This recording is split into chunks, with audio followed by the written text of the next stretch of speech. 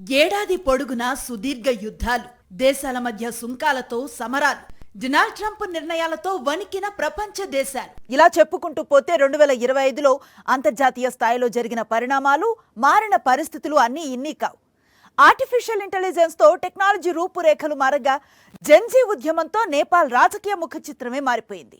అటు వరదలు, అంతర్యుద్ధాలు, కరువు కాటకాలు ఉండనే ఉన్నాయి. రివైండ్ 2025లో భాగంగా ఈ ఏడాది జరిగిన కీలకమైన ఇంటర్నేషనల్ అఫైర్స్ ను చెక్ చేద్దాం. అంతర్జాతీయ పరిణామాలు అంటే ఎవరికైనా ముందు గుర్తొచ్చేది అమెరికానే. అగ్రరాజ్యం చుట్టూనే చాలా జరుగుతూ ఉంటాయి. మరీ ముఖ్యంగా ఈసారి ట్రంప్ అధికారంలోకి వచ్చారు. దీంతో దేశాల మధ్య భౌతిక యుద్ధాలే కాదు, టారిఫ్ వార్స్ కూడా మొదలయ్యాయి. ట్రంప్ రాకతో ఇంట బయట అసంతృప్తి సెగలే. ఓవైపు అమెరికాలో నో కింగ్స్ ప్రొటెస్ట్ జరగ్గా డోస్ ఎఫెక్ట్ అమెరికన్లపై భారీగా పడింది. మరోవైపు వీసా నిబంధనలు, గోల్డ్ కార్డ్, టారిఫ్ల పేరిట భారత్తో సహా పలు దేశాలను ఉక్కిరి బిక్కిరి చేశారు ట్రంప్. 2025 జనవరి 20 ట్రంప్ రెండవసారి అమెరికా అధ్యక్షుడిగా ప్రమాణ స్వీకారం చేసిన రోజు. ఆ రోజు వాషింగ్టన్లో చప్పట్లు వినిపించాయి. కానీ అదే సమయంలో ప్రపంచంలోని అనేక దేశాల్లో ఆందోళన మొదలైంది. రోజులు గడిచే కొద్దీ ఆ ఆందోళన నిజమైంది. అటు అమెరికాలో కూడా వినిపించిన చప్పట్ల సంఖ్య తగ్గింది. అమెరికాకు అధ్యక్షుడు మారటం అంటే అది కేవలం అమెరికా రాజకీయాల్లో మార్పు మాత్రమే కాదు, ప్రపంచ రాజకీయాలతో పాటు వాణిజ్య రంగంలో కూడా మార్పులకు సంకేతం. ట్రంప్ వస్తే ప్రపంచ రాజకీయాల్లో చాలా మార్పులొస్తాయనే అంచనాలు నిజమయ్యాయి. అమెరికా ఫస్ట్ నినాదంతో రెండవసారి గద్దెనెక్కిన ట్రంప్ వస్తూనే సుంకాల మోత మోగించారు. అభివృద్ధి చెందుతోన్న దేశాలపై అక్కసు వెళ్లగక్కుతూనే ప్రపంచ వాణిజ్యాన్ని నియంత్రించాలనే ఆశతో ట్రంప్ తీసుకున్న నిర్ణయాలు గందరగోళంలోకి నెట్టాయి. ఏకంగా పెద్ద బోర్డు తీసుకొచ్చి మరీ మీడియా సమావేశాల్లో పన్నుల గురించి ఘనంగా చెప్పుకున్నారు Trump. Steel, aluminium, electronics, pharma ఉత్పత్తులపై అమెరికా ఒక్కసారిగా సుంకాలు పెంచేసింది. ఈ నిర్ణయం భారత్, చైనా లాంటి దేశాల్ని తీవ్రంగా ప్రభావితం చేసింది. అమెరికా మార్కెట్పై ఆధారపడిన ఎన్నో కంపెనీల లాభాలు పడిపోయాయి. ఇది కేవలం వ్యాపార నష్టం మాత్రమే కాదు, రెండు దేశాల మధ్య నమ్మకాన్ని కూడా దెబ్బతీసింది. ఓవైపు సుంకాల బాధలు కొనసాగుతుండగానే మరోవైపు అక్రమ వలసలు, H-1B వీసాలు అనే తేనె తుట్టును కదిపారు ట్రంప్. దాదాపు 75 ఏళ్లుగా కొనసాగుతున్న అమెరికా వలస విధానాన్ని ఎగ్జిక్యూటివ్ ఆర్డర్తో మార్చే ప్రయత్నం చేశారు. ప్రస్తుతం దీనిపై అమెరికా కోర్టుల్లో పదుల సంఖ్యలో కేసులు నడుస్తున్నాయి. అయినప్పటికీ మరోవైపు ట్రంప్ తన జోరు తగ్గించడం లేదు. అక్రమంగా అమెరికాలో ఉంటున్న వందలాది మందిని బంధించి జైల్లో పెట్టారు. ఆ తర్వాత సైనిక విమానాల్లో వాళ్లను ఇతర దేశాల్లో విడిచిపెట్టారు. ఇక H-1B వీసాలు, గ్రీన్ కార్డుపై కూడా ట్రంప్ దృష్టి పెట్టారు. వీసా నిబంధనల్ని మరింత కఠినతరం చేశారు. ఇందులో భాగంగా వచ్చిన ప్రుడెన్షియల్ రివోకేషన్ అనే పద్ధతి వీసాదారుల్ని మరింత ఆందోళనలోకి నెట్టింది. మరోవైపు సోషల్ వెట్టింగ్ ను తప్పనిసరి చేశారు ట్రంప్. తాను చేసేదంతా అమెరికన్ల కోసమే అని చెప్పుకుంటున్నప్పటికీ ట్రంప్ తీసుకుంటున్న కొన్ని నిర్ణయాలు అమెరికన్లపై నెగటివ్ ఎఫెక్ట్ చూపించసాగాయి. చైనాపై విధించిన సుంకాలతో అమెరికాలో ఎలక్ట్రానిక్స్, ఆటోమొబైల్ విడి భాగాల రేట్లు పెరిగిపోయాయి. భారత్పై విధించిన సుంకాలతో కొన్ని ఆహార ఉత్పత్తుల ధరలు పెరిగాయి. దీంతో ట్రంప్ కు వ్యతిరేకంగా అమెరికాలో నో కింగ్స్ ప్రొటెస్ట్ అనే కొత్త ఉద్యమం మొదలైంది. ఒక దశలో ఈ ఉద్యమం ఉవ్వెత్తున ఎగిసిపడింది. 60 లక్షల మందితో అమెరికా చరిత్రలోనే అతి పెద్ద నిరసనల్లో ఒకటిగా నిలిచింది. మరోవైపు డోస్, షట్డౌన్ కూడా అమెరికాను ఊపేశాయి. ప్రభుత్వ వ్యవస్థల్లో సమూల మార్పులు, వృధా ఖర్చులు తగ్గించడమే లక్ష్యంగా ఇలాన్ మస్క్ నేతృత్వంలో డోస్ ను తీసుకొచ్చారు ట్రంప్. $10 బిలియన్ ప్రభుత్వ ఖర్చును తగ్గించినట్లు డోస్ చెప్పుకున్నప్పటికీ ఈ క్రమంలో వేలాది మంది అమెరికన్లు ఉద్యోగాలు కోల్పోయారు. తీవ్ర నిరసనలు వ్యక్తం కావటం, అమెరికా ప్రభుత్వాన్ని తెర వెనుక నుంచి మస్క్ నడిపిస్తున్నారనే విమర్శల నేపథ్యంలో అనుకున్న గడువు కంటే 8 నెలల ముందే డోజ్ను మూసేశారు. ఈ నిర్ణయం మస్క్, ట్రంప్ మధ్య విభేదాలకు దారితీసింది. ఆర్థిక సంస్కరణల్లో భాగంగా ట్రంప్ తీసుకొచ్చిన బిగ్ బ్యూటిఫుల్ బిల్ ను మస్క్ తీవ్రంగా వ్యతిరేకించారు. అదే టైంలో ట్రంప్ కార్యవర్గం నుంచి కూడా వైదొలిగారు. ఇంకా చెప్పాలంటే మస్క్, ట్రంప్ బంధం 3 నాళ్ల ముచ్చటైంది. మరోవైపు అమెరికా చరిత్రలో కనీ విని ఎరగని రీతిలో షట్డౌన్ నడిచింది. అమెరికా ప్రభుత్వానికి నిధుల విడుదలకు సంబంధించిన బిల్లులపై అధ్యక్షుడు ట్రంప్, అమెరికా కాంగ్రెస్ మధ్య ఏకాభిప్రాయం కుదరకపోవడంతో షట్డౌన్ మొదలైంది.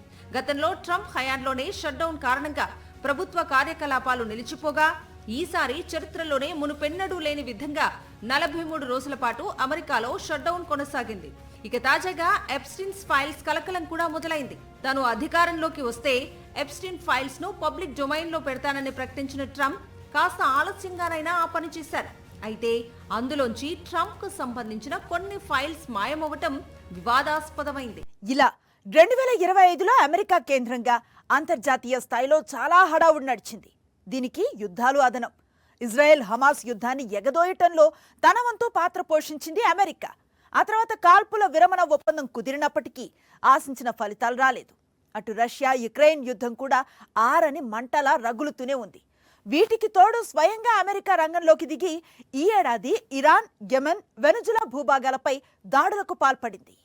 ఈ ఏడాది కూడా ఇజ్రాయెల్ హమాస్ మధ్య గాజాలో యుద్ధం కొనసాగింది. ఇజ్రాయెల్ జరిపిన రాకెట్ దాడుల్లో హమాస్ ఉగ్రవాదులతో పాటు వేలాది మంది పౌరులు మృత్యువాత పడ్డారు.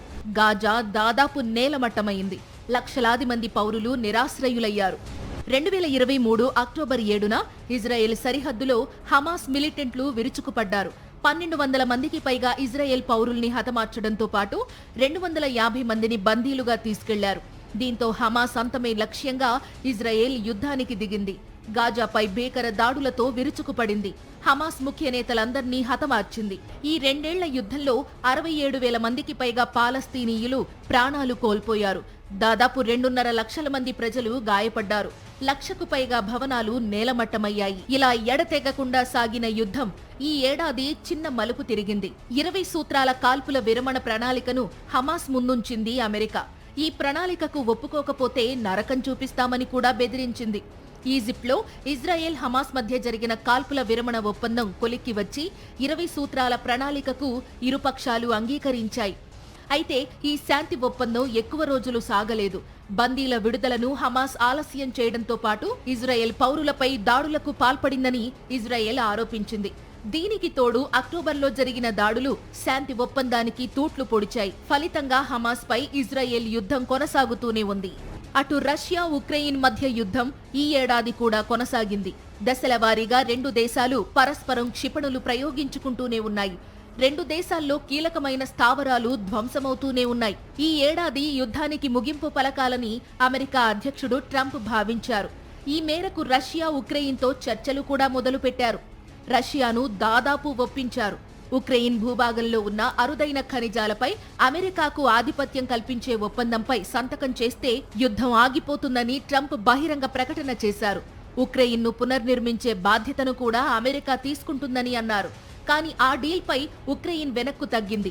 డీల్పై సంతకం చేసినంత మాత్రాన ఉక్రెయిన్ భద్రతకు, సార్వభౌమాధికారానికి గ్యారంటీ దొరుకుతుందనే నమ్మకం తమకు లేదని జెలెన్స్కీ తేల్చి చెప్పారు. ఒక దశలో మీడియా ముందే ట్రంప్, ఉక్రెయిన్ అధ్యక్షుడు జెలెన్స్కీ మధ్య మాటల యుద్ధం జరిగింది. దీంతో శాంతి చర్చలకు మరింత విఘాతం కలిగింది. పరిణామాలు తీవ్రంగా ఉంటాయని ట్రంప్ హెచ్చరించినా జెలెన్స్కీ వెనక్కు తగ్గకపోవడంతో యుద్ధం కొనసాగింది. తాజాగా ఉక్రెయిన్తో మరోసారి చర్చలు మొదలుపెట్టారు ట్రంప్. ఈ మేరకు జెలెన్స్కీ మరోసారి అమెరికాలో అడుగుపెట్టారు. తాజా భేటీపై ట్రంప్ కీలక వ్యాఖ్యలు చేశారు. ఈసారి చర్చలు కొలిక్కి రాకపోతే ఇక యుద్ధం ఆగదనే అభిప్రాయాన్ని వ్యక్తం చేశారు. చర్చలకు ముందు రష్యా అధ్యక్షుడు పుతిన్తో కూడా ట్రంప్ మాట్లాడారు. కొత్త ఏడాదిలోనైనా రష్యా ఉక్రెయిన్ యుద్ధం ముగుస్తుందేమో చూడాలి. అటు గాజాలో యుద్ధాన్ని ఆపేందుకు, ఇటు రష్యా ఉక్రెయిన్ మధ్య శాంతిని నెలకొల్పేందుకు తీవ్రంగా ప్రయత్నిస్తున్న అమెరికా ఈ ఏడాది కొన్ని యుద్ధాలు కూడా చేసింది. అణు కార్యక్రమం నిర్వహిస్తోందంటూ ఇరాన్లోని అణుస్థావరాలపై అత్యాధునిక స్టెల్త్ బాంబుల్ని ప్రయోగించింది. ఈ దాడుల్లో ఇరాన్ అణుస్థావరం ధ్వంసమైంది. అటు అమెరికాలోకి మాదక ద్రవ్యాల్ని స్మగ్లింగ్ చేస్తోందని ఆరోపిస్తూ వెనుజులా సముద్ర జలాలపై కూడా దాడులకు దిగుతోంది అమెరికా.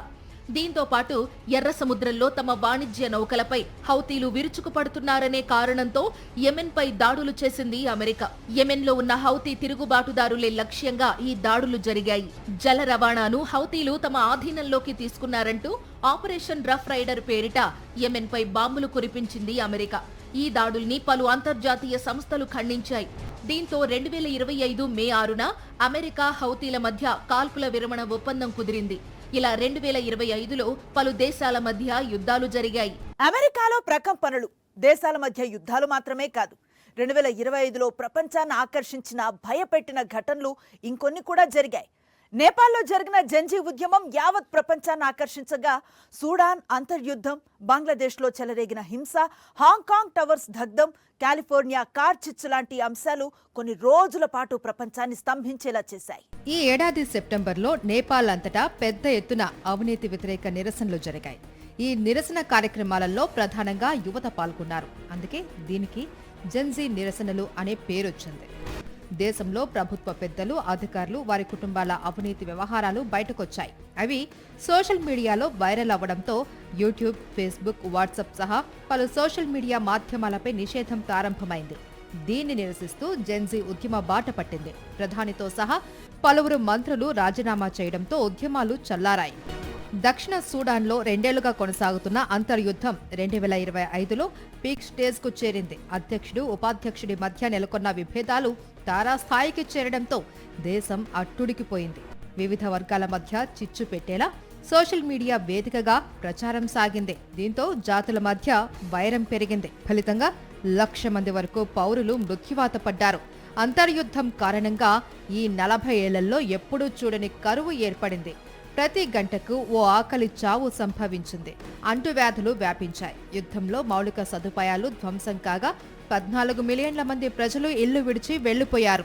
ట్రంప్ అధికారంలోకి వచ్చిన తర్వాత సూడాన్కు అందించే ఆర్థిక సహాయం నిలిచిపోయింది. ఫలితంగా సూడాన్ మరింత దుర్భర పరిస్థితుల్లోకి దిగజారింది. ఊహించని విధంగా బంగ్లాదేశ్ కూడా వార్తల్లో నిలిచింది. షేక్ హసీనా తన ప్రధాని పదవికి రాజీనామా చేసి ఇండియాకు వచ్చిన తర్వాత పరిస్థితులు మరింత దిగజారాయి. తాత్కాలికంగా ఏర్పడిన యుఎస్ ప్రభుత్వం తప్పుల మీద తప్పులు చేయడంతో రోజురోజుకు మత ఘర్షణలు పెరిగాయి. అధికారంలోకి వచ్చిన తర్వాత యుఎస్ ప్రభుత్వం జమాతే ఈ ఇస్లామీపై నిషేధం ఎత్తివేసింది. ప్రస్తుతం బంగ్లాదేశంలో మతపరమైన హింస చెలరేగడానికి ఇదే కారణం. తెర వెనక పాకిస్తాన్ మద్దతుతో బంగ్లాదేశ్లో అల్లర్లు మరింత ఎక్కువయ్యాయి. హిందువులపై విపరీతంగా దాడులు పెరిగాయి. యుఎస్ ప్రభుత్వం వచ్చిన తర్వాత దేశంలో తీవ్రవాద గ్రూపులు ఎక్కువయ్యాయి.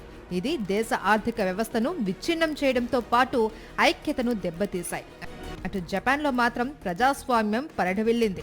అతివాద నేతగా పేరు తెచ్చుకున్న సనే తకైచి జపాన్ తొలి మహిళా ప్రధానిగా ఎన్నికై రికార్డు సృష్టించారు. ఇక ప్రమాదాల విషయానికొస్తే కాలిఫోర్నియాలో రేగిన కార్ చిచ్చు లాస్ ఏంజల్స్ ను తీవ్రంగా దెబ్బతీసింది. 75,000 ఎకరాలలో అటవీ ప్రాంతం దగ్ధమవడంతో పాటు ధనవంతులు నివసించే ఎన్నో కాలనీలు అగ్నికి ఆహుతయ్యాయి. దీనికి భిన్నంగా టెక్సాస్ ను వరదలు ముంచెత్తాయి. అడవులు నరికి నగరీకరణ చేయడం వల్ల ఆకస్మిక వరదలు సంభవించాయి. దీంతో 60 మందికి పైగా ప్రజలు మరణించారు. గ్వాడలూప్ నది ఉప్పొంగి వేసవి శిక్షణ శిబిరాన్ని ముంచెత్తడంతో 23 మంది అమ్మాయిలు గల్లంతయ్యారు. అటు హాంకాంగ్లోని తాయ్పోలో ఉన్న ఓ భారీ గేటెడ్ కమ్యూనిటీ అపార్ట్మెంట్లో భారీ అగ్ని ప్రమాదం చోటు చేసుకుంది. భవనాల పునరుద్ధరణ పనుల కోసం సపోర్టింగ్గా ఏర్పాటు చేసిన వెదురు కర్రలకు నిప్పంటుకొని భారీ భవంతులు అగ్ని కీలల్లో చిక్కుకున్నాయి. ఈ ఘటనలో వందలాది మంది మృతి చెందారు. నగర చరిత్రలోనే అతిపెద్ద దుర్ఘటనలో ఒకటిగా ఇది నిలిచింది. మనిషి సృష్టించిన మారణ హోమం ఓవైపు, ప్రకృతి సృష్టించిన విధ్వంసం మరోవైపు, దేశాల మధ్య ఉద్రిక్తతలు ఇంకోవైపు. ఆస్ట్రేలియాలో బాండీ బీచ్లో విధ్వంసం, మయన్మార్లో సంభవించిన భారీ భూకంపం ఈ కోవాలోకే వస్తాయి. అటు కంబోడియా, థాయిలాండ్ సరిహద్దు వివాదం, ఏకంగా శ్రీ విష్ణువు మహావిగ్రహాన్నే కూల్చేయటం లాంటి ఘటనలు ఈ ఏడాదిని విషాదంలో ముంచెత్తాయి. కాంబోడియా, థాయిలాండ్ మధ్య కాల్పుల విరమణ ఒప్పందం కుదిరింది. ఇక నుంచి గగనతల ఉల్లంఘనలకు పాల్పడకూడదని ఇరు దేశాలు ఓ అవగాహనకు వచ్చాయి.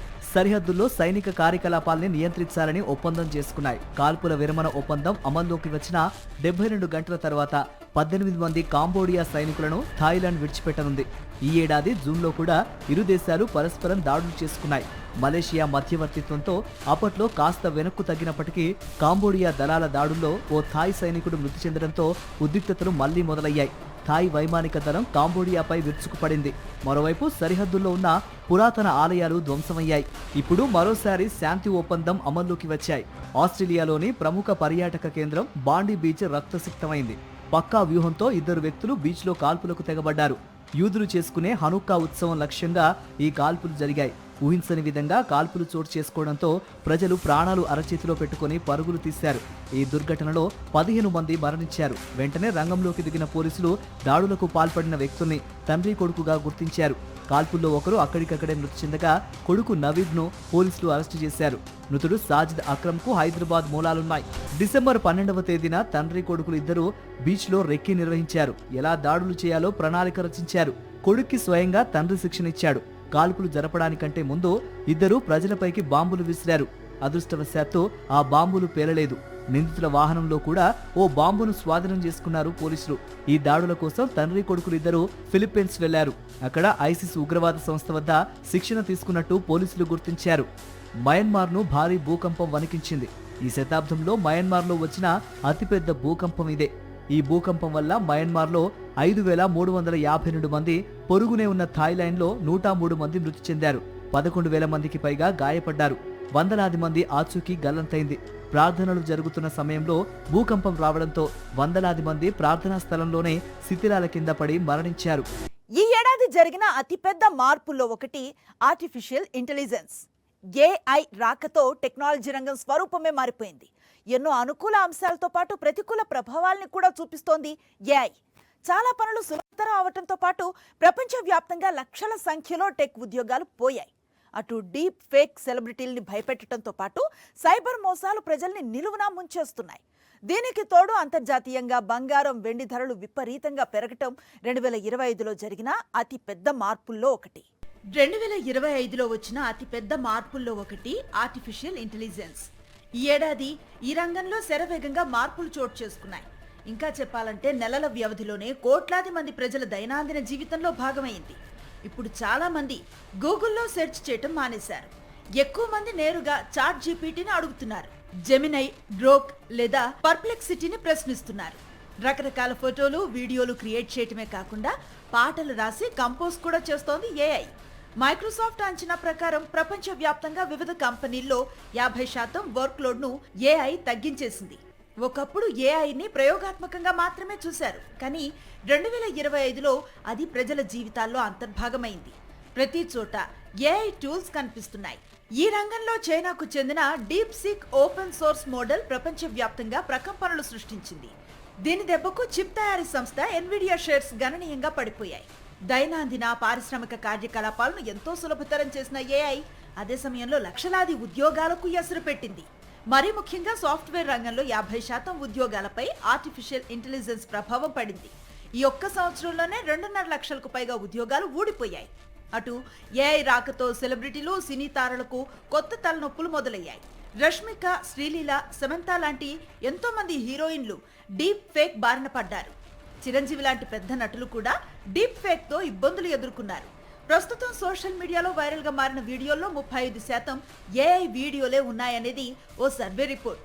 ఏది ఒరిజినల్, ఏది ఏఐ వీడియో అని పసికట్టే స్థాయికి సాధారణ జనం ఇంకా చేరుకోలేదు. ఇక ఈ ఏడాది ప్రపంచాన్ని షేక్ చేసిన మరో పరిణామం బంగారం, వెండి ధరలు.